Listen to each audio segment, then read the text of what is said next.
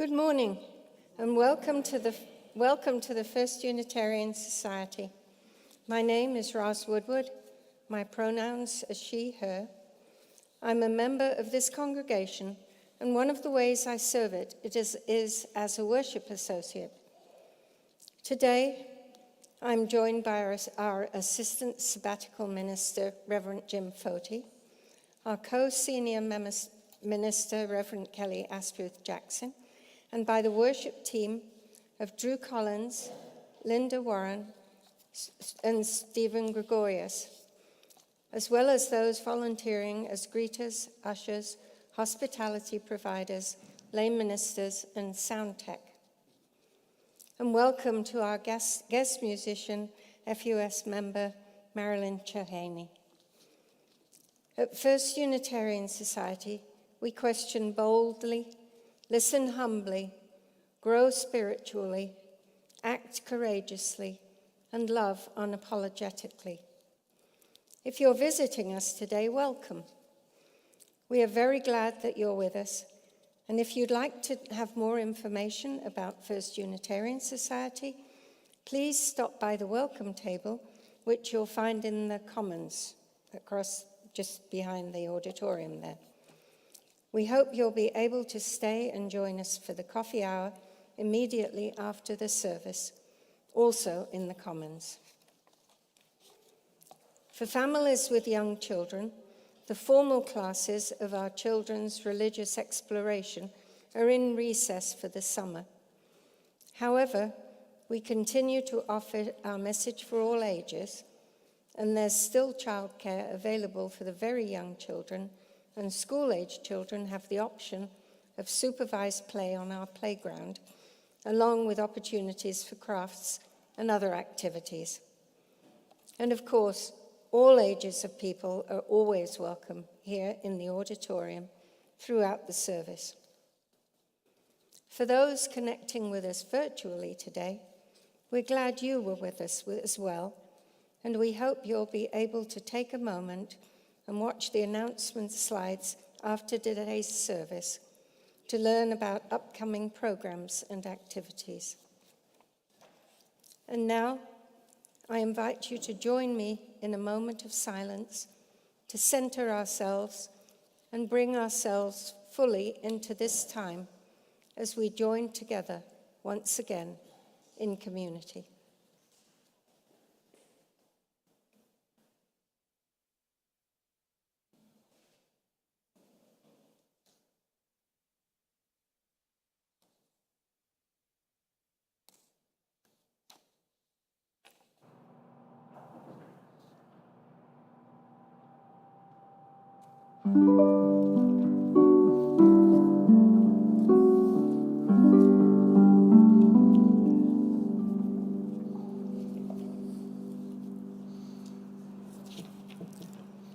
Although there remains too much evidence of the world breaking apart at coastlines, congressional hearings, and kitchen tables, inside the quiet places of your heart and mine, there reside still the seeds, the longing to return to this knowing that we belong to each other, this earth, this life.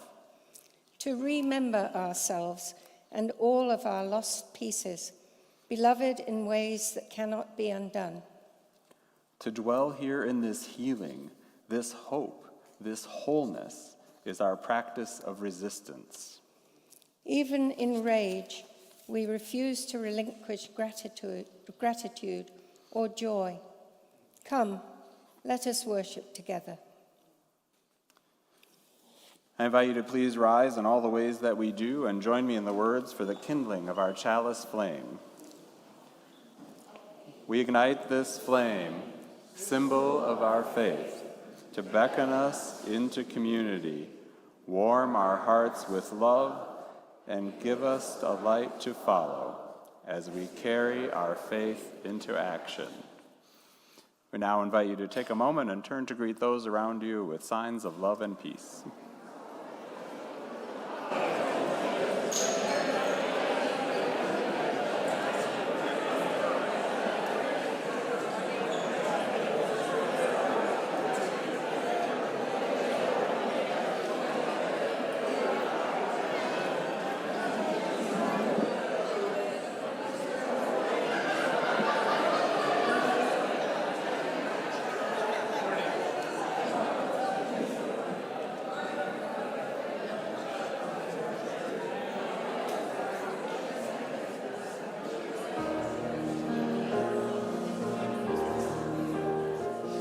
Good morning.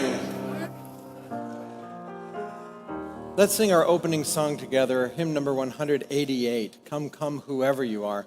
Let's sing it once all the way through together, and then we can sing it as a round. I'll bring this side in first and this side in second. When you get to the end, go back to the beginning and start again. When you get to the end, wait patiently for the other group to finish. Come, come, whoever you are, wanderer, worshiper, lover of leaving, ours is no caravan of despair. Come, yet again come. Come, come, whoever you are. Come, whoever you are, ours is no caravan of despair. Ours is no caravan of despair. Come, come, whoever you are. Come, come, whoever you are. Ours is no caravan of despair. Ours is no caravan of despair.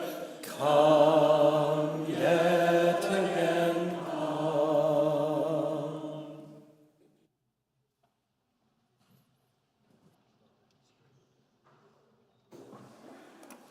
It's time for our message for all ages. So if there are any younger folks who would like to come forward and sit on the floor, or older folks who would like to sit on the floor, come on up. You can see the slides up there, or you can look at the book. So, got any? Oh, here's someone. All right. We got one. I know it's a holiday during the summer. You might be our one kid. All right. Congratulations. Oh, two. We just doubled our kids. Oh, tripled. All right. Oh, look at all the kids. Oh my gosh. It's like loaves and fishes, right? Here we are. All right. Well, our story today is called Ruth and the Green Book.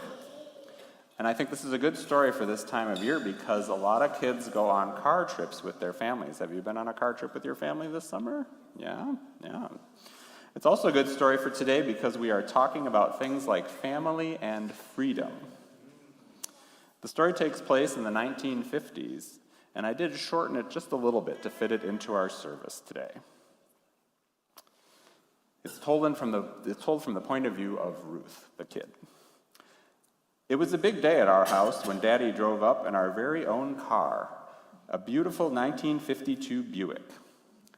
Daddy says the color is sea mist green. He bought it for his new job.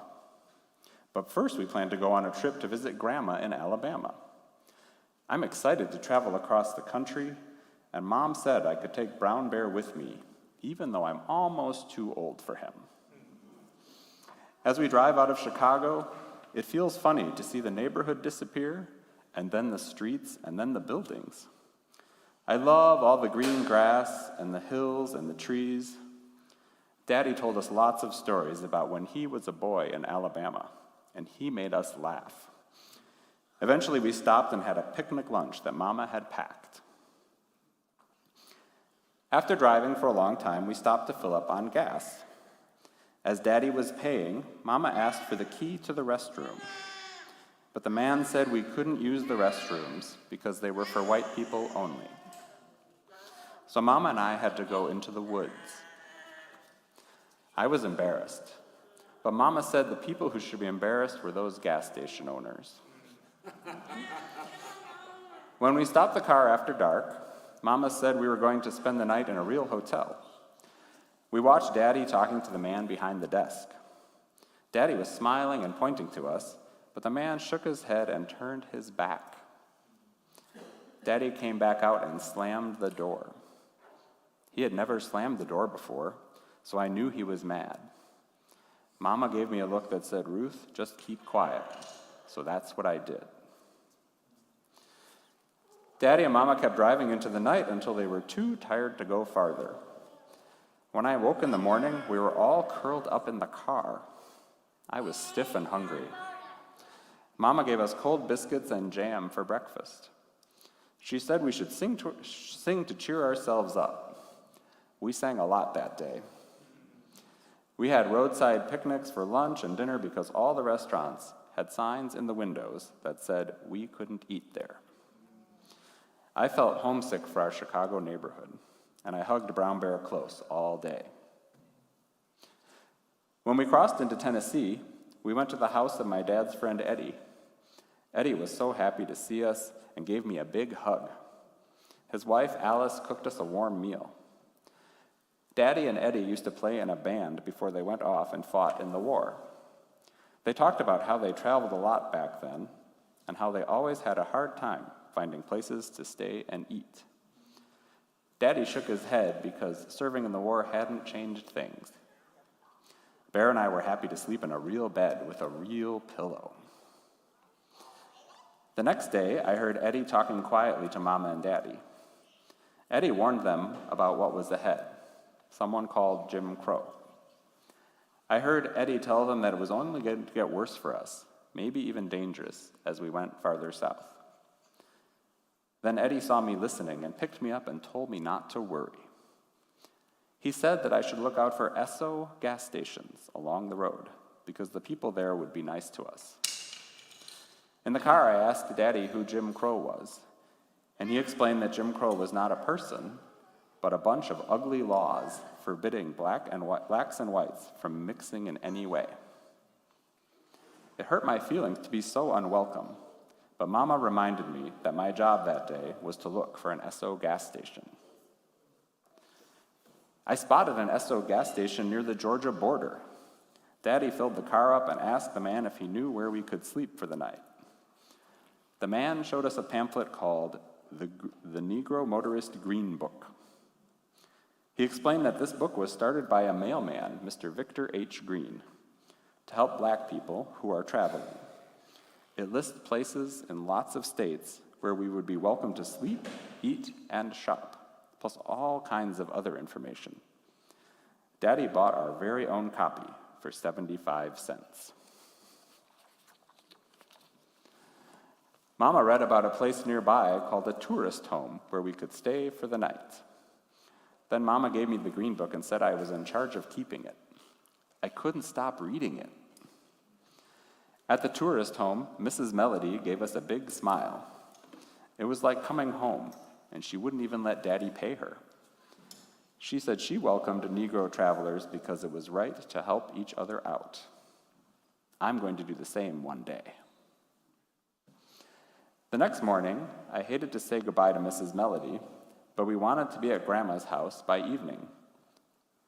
Then our car broke down in the middle of nowhere. People drove right past.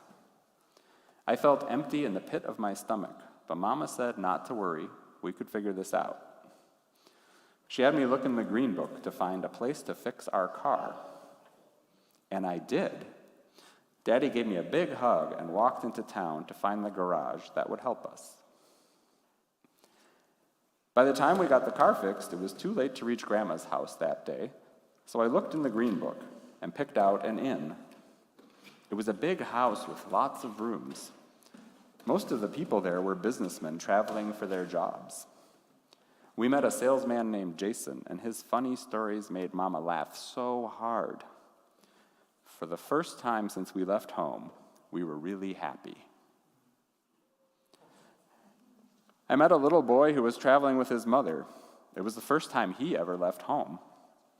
I thought of all the people who had helped us, and I decided to give Brown Bear to the boy. I'm too old for Brown Bear now, and the little boy needed him more than I do. Then I told his mother about the green book and showed her our copy. That night, before I went to sleep, I thought about our trip. It was not what I had expected. Traveling could be scary. It helped to know that good black people all over the country had pitched in to help each other. It felt like I was part of one big family. Plus, tomorrow I would finally see Grandma and tell her what a great Green Book guide I had been. And so that is our story for this morning, a story that reminds us that there has always been work to do in our country for freedom, and that if people help each other, things can get better. And now it is time for our kids to wander off to wherever they are going. Some are going back to their rooms and some are going to school, yeah.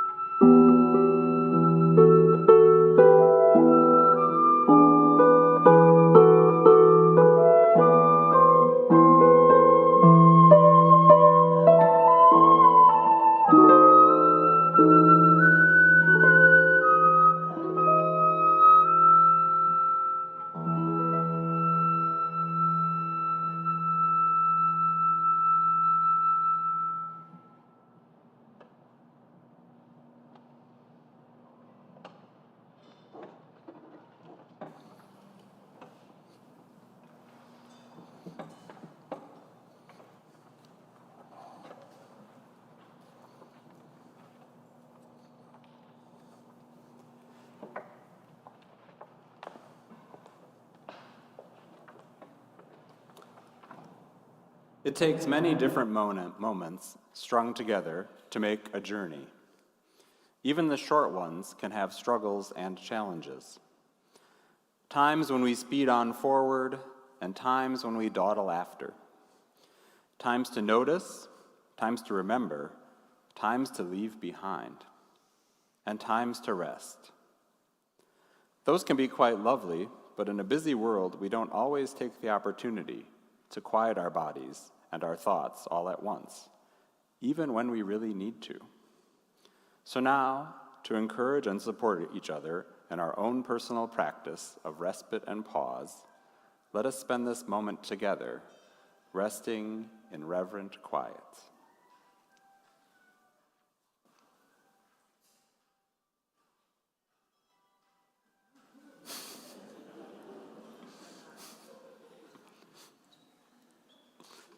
Let's put the reset button on our reverent quiet, shall we? Join me in 7 breaths of quiet.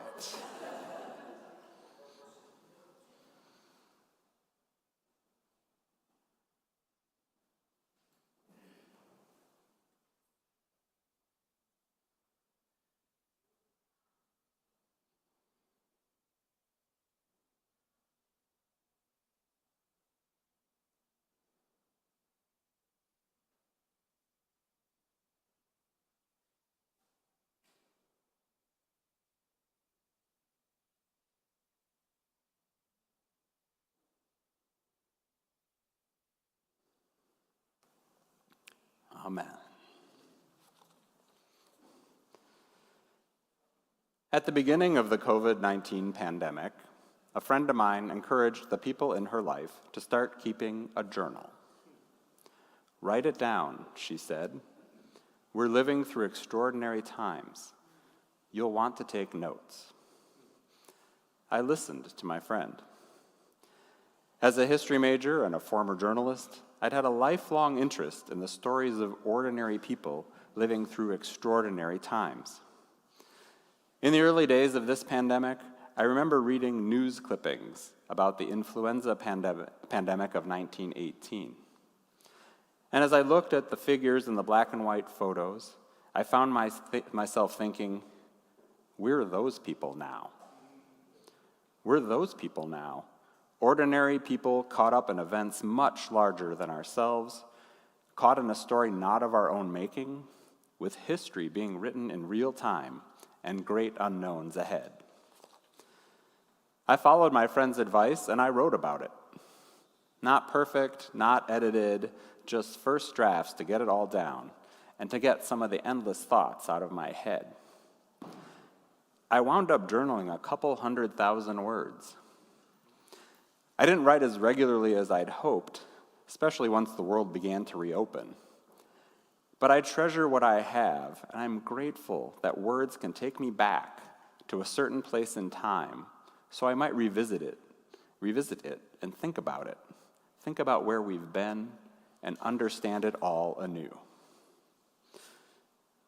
A few weeks ago, I selected the title for today's reflection: Freedom, Family, Flags, and Faith.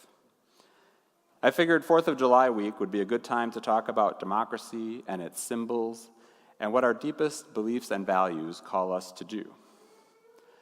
Holy cow. I didn't know then that there'd be another earth-shaking event, another one of those watershed moments where there's a clear before and after. This past week's frightening Supreme Court ruling, which has granted our presidents immunity from breaking the law, had me thinking back through the pages of history and saying, we're those people now. We're those people now. Those people in countries who have found themselves on the cusp of losing their democracy. Not countries that had democracy taken suddenly through an overthrow or a military coup, but rather countries where the voters, when given a choice, selected parties and politicians with authoritarian goals. It happened in Germany in 1932. It happened in Hungary in 2010. It happened not long ago in Venezuela. At the time, citizens of such countries may not all have been aware that this was their last real election. Just as any people may not be able to anticipate the future when they're caught in the swirl of historic events. Things may not have seemed all that bad to the majority in those crucial moments. The thing is, authoritarians often play a long game. They'll take years to destabilize civic institutions, to create court systems that will favor them, to discredit their opponents and manipulate media and other communications, all while life goes on as normal for most people. They play a long game until one day, perhaps rather suddenly, they don't have to. They get the keys to the kingdom. The checks and balances are cleared out of the way. A leader becomes a ruler, and the law is whatever the ruler says or wants it to be. And it can be a long road back, sometimes a decade, sometimes several. It can be a long road back to democracy once that switch is flipped and the people no longer have the direct political power that comes with a meaningful vote. We're those people now, living with tension, uncertainty, seeing a door that may be closing, wondering whether we are strong enough and quick enough to grab that door and wrestle it back open. This is where we are. When all you have is a hammer, everything looks like a nail. This is an expression most of us have heard. And I offer it because, as someone who's again taking theology classes, I may be more likely to see all problems as theological problems. But the reality is that there are beliefs and values underlying every human action and interaction. And there really is a great deal of theology, toxic, death-dealing theology, behind what we are seeing nationally. And as a religious movement based in beliefs and values and love, it's worth it for Unitarian Universalists to pay attention and to see what role we might play. I was reminded of the power of exclusionary theologies a few weeks ago when I took a class in public theology and creative writing at a mainline Christian seminary. We students were assigned a pile of readings ahead of time. I mostly enjoyed them and found them worthwhile. Some offered beautiful examples of how language can be used to convey ideas and stories. Other readings connected the dots for me in terms of human beings' deepest beliefs about how the world works, how we find and make meaning, and how theology has shown up in public life throughout history. But I did not always agree with the worldviews I was reading. In fact, I disliked the theology of a couple of books so strongly that I began to question my decision to enroll in the class. Fortunately, the instructors and my fellow students turned out to be great companions for this kind of learning, and they brought plenty of skepticism of their own. Ultimately, it was good for me to be reminded of the exclusionary outlooks underpinning so much of American life. Certain beliefs from the 1500s that I tend to think of as outdated are actually alive and thriving and promoted in our country today. The books I didn't care for weren't some dusty volumes from past centuries. They were published in 2021 and 2024. There are plenty of Americans today who think human beings are easily divided into good and evil, the saved and the damned, and that God has a plan, one that favors them, of course, and they believe that there's nothing that any of us can do about it. I don't want to spend much time soaking in such theologies, which are at best perversions of the gospel stories about Jesus' life, and at worst lead to oppression, Christian nationalism, and fascism. But I find it helpful to be aware of these worldviews when I find myself asking, how is any of this possible? How can all of this be happening? The demise of democracy is possible because powerful people believe it's okay, or even virtuous, or the result of God's calling. That can be hard to hear even if we already know it, because we Unitarian Universalists are descended from religious movements that came into being in direct opposition to theologies of exclusion. Universalism, at its simplest, grew out of the idea that everyone, every last human being, was redeemed by the death and resurrection of Jesus Christ. And therefore, everyone would be going to heaven because of the greatness of God's love. Although Unitarian Universalism has expanded far beyond its Christian roots, such an inclusive viewpoint it was and still is a radically different way of being in the world, seeing all of humanity as siblings who are worthy of love and salvation. Such a worldview inevitably affects how a person acts, relates to others, shares resources, and votes. Theology really does affect everything. Still, even if one is clear on one's theology, it's not easy to know what to do right now.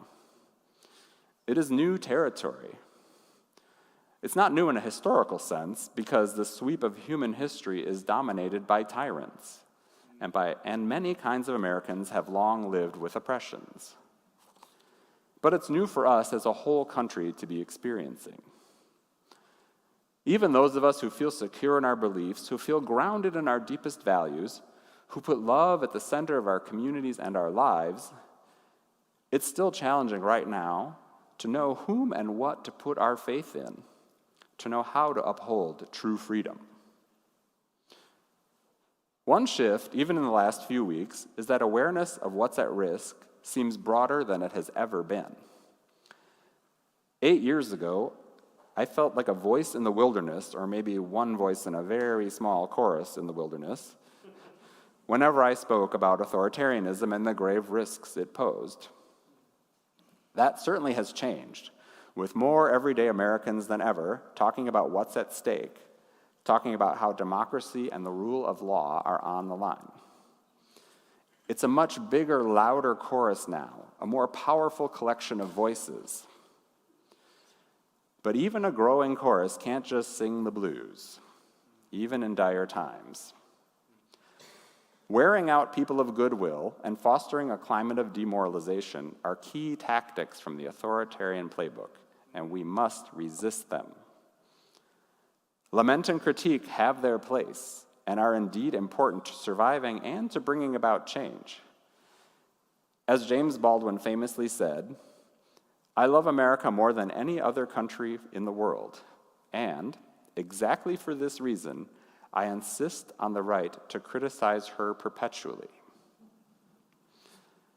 Baldwin is an excellent role model for loving a country that has not loved everyone equally. But we might want to ease up just a bit on the idea of perpetual criticism, because negativity can be like quicksand, pulling us only one direction, down. And it isn't only Calvinists who can fall into the habit of seeing our fates as predetermined. As the activist and writer Rebecca Solnit pointed out this past week, progressive people can be fatalistic too. She says this: "When you assert that the future is already decided, you undermine the motivation to participate in shaping that future. Accepting defeat in advance is a curious form of self-protection," she says. This is not an argument against fear. It's an argument for clarity about what's a feeling and what's a fact, and a contemplation of how our words shape our world. She says, "We make something more likely, more widely believed by saying and repeating it." Solnit points out that there's a reason that sports teams don't go around chanting, "We'll probably lose," even when the odds are not in their favor. The words we embrace shape our world and the idea of what is possible. For years now, my mantra about the fate of our democracy has been, "It's not too late." That mantra, true and helpful as it has been, does now have a very real-seeming expiration date. And so in the past few months, I've been trying to practice what I preach, which for ministers is not just a cliche, but a requirement. This past spring, I did some door knocking for candidates ahead of the April election. I greatly dislike door knocking. I dislike book banning school boards even more, and I'd like living under an unchecked despot even less. So I put in a few hours of pounding the pavement. Then, just this past week, I put my walking shoes back on and marched in 2 4th of July parades in 2 different conservative Wisconsin counties. I did this to show my support for candidates who will uphold my values around democracy, bodily autonomy, funding our schools, protecting the environment, celebrating families of all kinds, and so much more. These issues are directly related to my theological outlook, and they reflect core UU values of justice, equity, and interdependence. I will say that I was a little wary of appearing in parades in the current cultural climate. I wondered what kind of harassment or worse might be directed at those of us marching. But it actually turned out to lift my mood. We cheerfully carried campaign signs, and we waved American flags, because it's our flag too. It's our country too. In one of the parades, I marched with my mom. And if I saw some unpleasant t-shirts up ahead on one side of the street, I'd say, let's look over here, shall we? And we'd kind of chuckle and turn our heads and give our attention to those who were cheering us on. Our parade delegations did end up on the receiving end of some boos and some thumbs down, but overall we got more applause. All of us, parade goers and marchers, we all helped each other feel less helpless and less alone. It was so much better to be out doing something instead of at home doing nothing. Because visibility matters, relationships matter, showing up matters. So also does smiling, and so does laughter. We were a pretty happy group of marchers, enjoying the sunshine, handing out candy, and giving friendly waves. Our joy was genuine, but it also fit in with a strategy of offering a different vision, one that showcases inclusion and equity and humor and love. As the author and activist Adrienne Marie Brown tells us, we need to flood the entire system with life-affirming principles and practices to clear the channels between us of the toxicity of supremacy and to heal from the harms of a legacy of devaluing some lives and needs in order to indulge others. Life-affirming principles and practices, not lectures, not explanations, which we might have the urge to offer to those with whom we disagree. As Jonathan Swift told us 3 centuries ago, people can't be reasoned out of ill opinions that they didn't reason themselves into. Theology and politics often fall outside of pure reason and are often immune to argument, as tempting as arguing might be. It can be helpful to remember that few of us in this room arrived at our theological and political positions because someone shamed us or argued with us. More likely, we encountered examples that spoke to us, resonated with our beliefs, or nudged us in a new direction. Or we found individuals or communities that connected with who we are. And so these times we are in call on us to be more visible examples of love, compassion, and justice. That won't always be enough. We may need to play hardball in hard times and warm up our protest muscles. But modeling the world we'd like to live in is a good and noble place to start. Even if we resist the pressure to give up, even if we bring the joy, even if we're focused on being life-affirming, we're still going to need to take care of ourselves. Juliana Keene is the therapist I know through my home congregation in Minneapolis. The news of the past few weeks inspired her to do a blog post of tips for how to get through the rest of this year. Keene reminds us to focus on what we can control, such as our vote, writing postcards, registering voters, and advocating for causes we believe in. And she reminds us of what we can't control as much as we might wish that we could.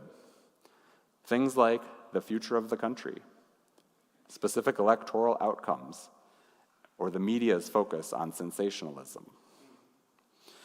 She recommends limiting news consumption, not so that we are misinformed, but so that it doesn't take up too much brain space or interfere with our sleep. She encourages us to center our thinking in the present because, she says, often life is manageable in this moment, It's our thoughts about the future that are immobilizing. And she lifts up the importance of staying grounded in nature, in practicing our values, and in community. We're those people now, and we're bringing the full range of human gifts and emotions to a momentous and critical time. As Rebecca Solnit says, you can feel fear, despair, sorrow, anxiety without surrender. History is full of countless people who persevered under the grimmest circumstances, often with heavy hearts and no victory visible on the horizon, or success a wild unlikelihood. She says, sometimes they lost, but the only ones who won were the ones who stuck with it or benefited from someone else doing the work. The only ones who won were the ones who stuck with it. Solnit also points us toward the idea of wise hope, a phrase offered by the Zen Buddhist Roshi Joan Halifax. Rejecting what she calls sappy positivity, Halifax says that wise hope requires that we open ourselves to what we do not know and what we cannot know, that we open ourselves to being surprised, perpetually surprised. She says that in the midst of improbability and possibility is where the imperative to act rises up.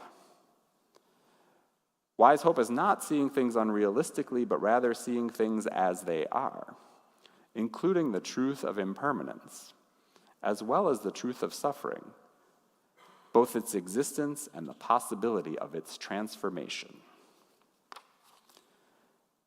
As we go forward and live into this time of heightened uncertainties for our country, with a new chapter of its history being written, may we remain certain of our beliefs.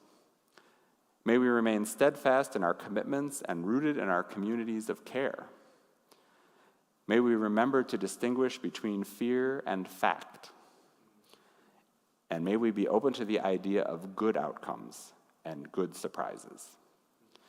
May the world we dream of someday be ours, and may we help make it so. Blessed be, and amen.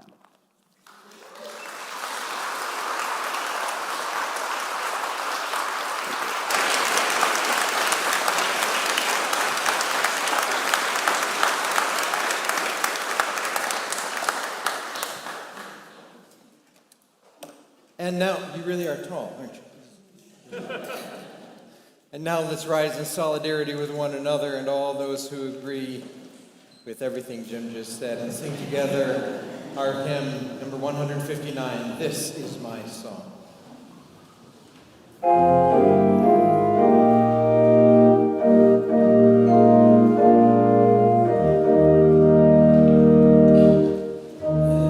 Peace, for as a far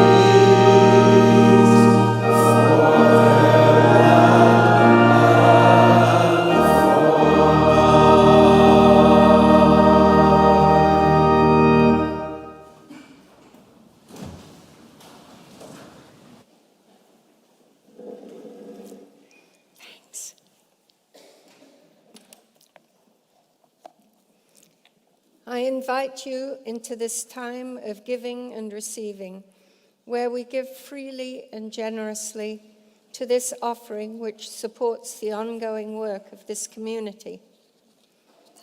There are multiple ways to share your gifts this morning.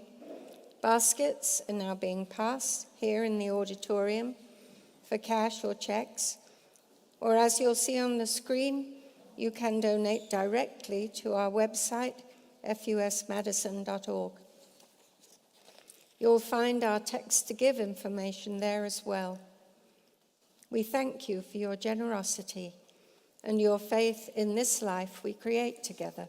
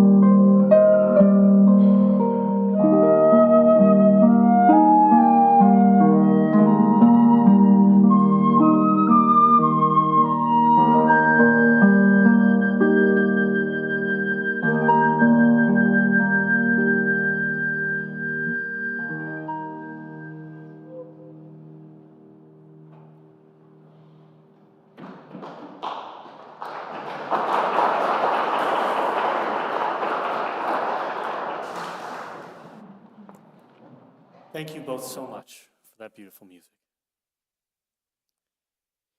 Each week we gather, carrying in our hearts the joys and the losses of our days. We hold our own pain and celebration together with those of the ones we love. We share these here, knowing that they are held gently in care, in support, and in love.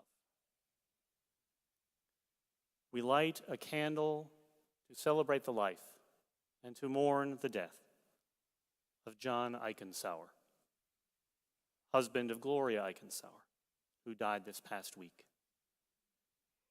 We extend our caring hearts to all those who are in mourning and celebrate and give thanks for the life well lived.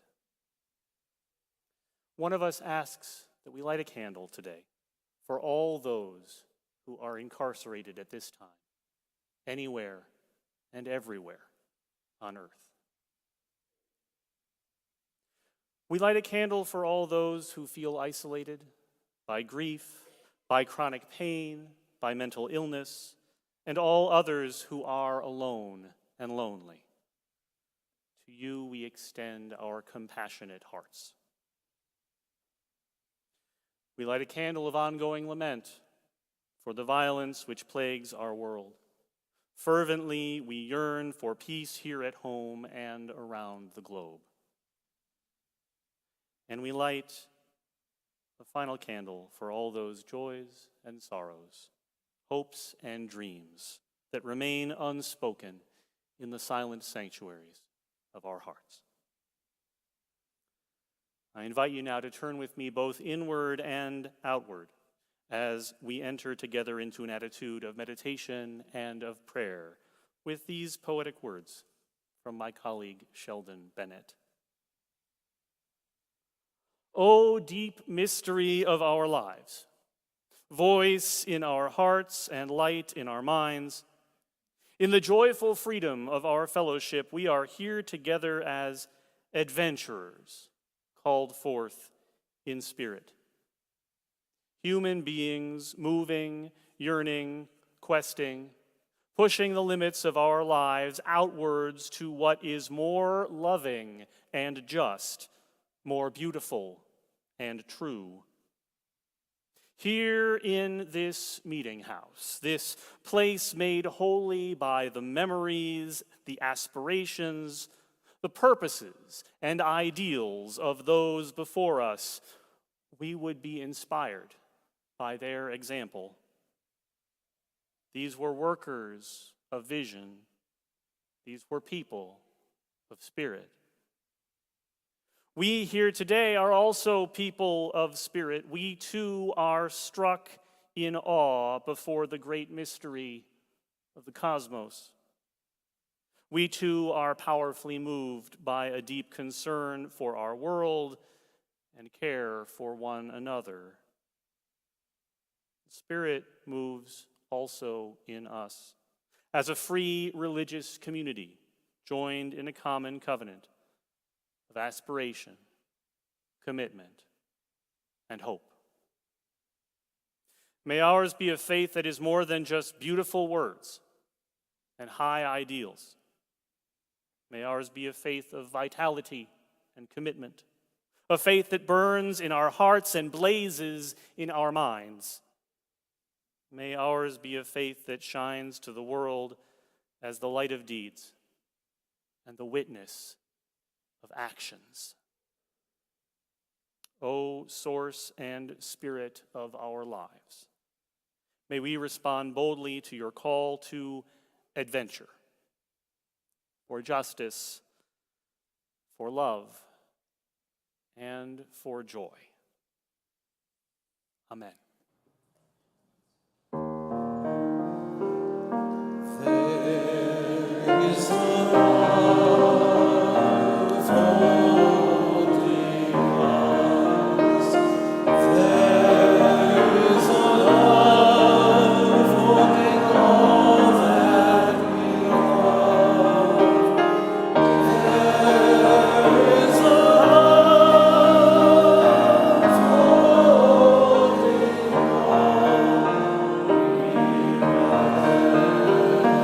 is love holding all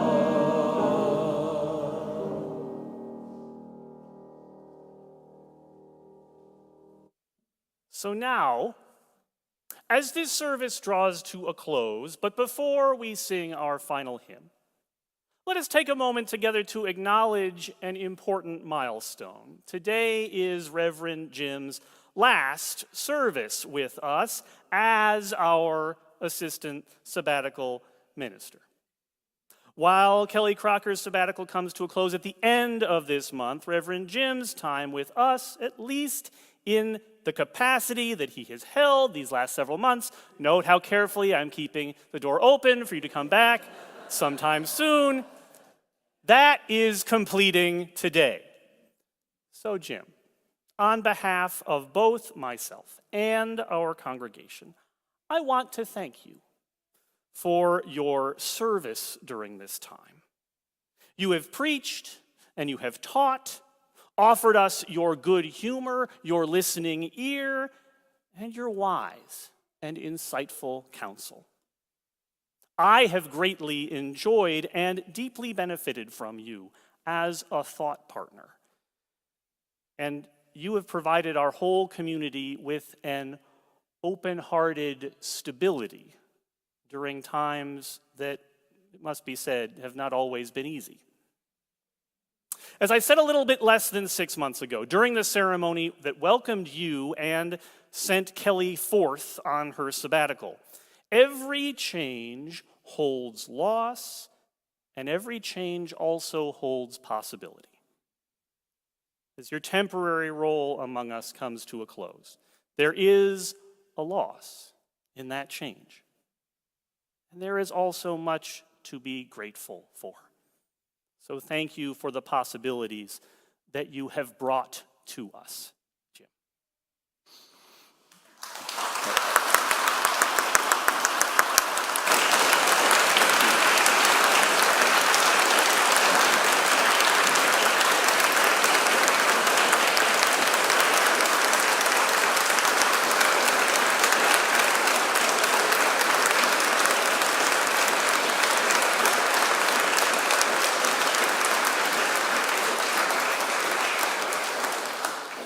I'm a Midwesterner, that's a lot. So, Kelly, thank you for those kind words, yes, please be seated, yes. Thank you for your kind words, for your abundant guidance, and for the trust you placed in me. I offer in my return deep gratitude to you, the staff, and the entire congregation for welcoming me into your community. I have so appreciated the chance to learn from and serve with you all. It has been an honor to be a companion through this season of change. I'm so grateful to have spent this time with such thoughtful, committed, gracious, and frequently hilarious people. I leave inspired, I leave not before sending a few more emails, but I leave inspired knowing that your important ministry will continue in this community and in this world. FUS Madison will always have a place in my heart. Thank you so much. Yes. Thank you, Jim.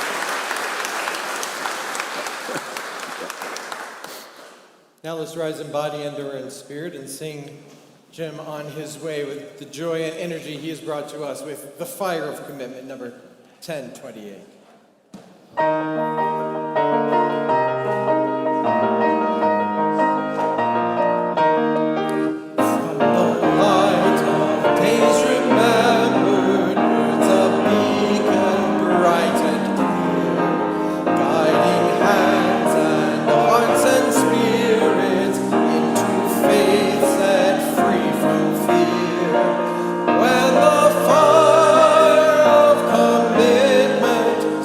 Our mind